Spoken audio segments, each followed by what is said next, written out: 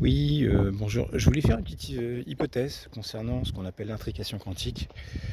Voilà, ces particules qui ont été intriquées, qui se sont rencontrées, ensuite qu'on sépare, qu'on met à une grande distance, et dès qu'on en modifie une, l'autre se modifie immédiatement. Je me disais que, et puis on parlait voilà d'action immédiate, mais je me faisais la réflexion que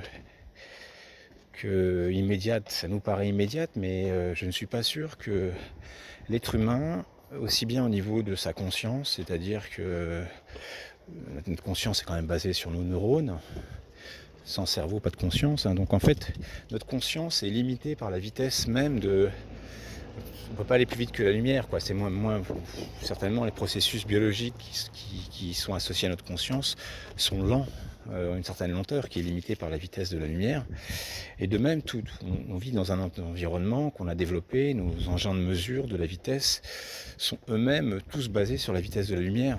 Donc l'hypothèse que je fais, c'est que on est totalement limité aussi bien par la vitesse de notre conscience, même le niveau de conscience qu'on peut avoir, qui est limité par des processus biologiques, voilà, on est limité dans notre capacité à faire des hypothèses, et on est aussi limité technologiquement parce que tous nos instruments sont basés à partir de la vitesse de la lumière, tous nos instruments de mesure.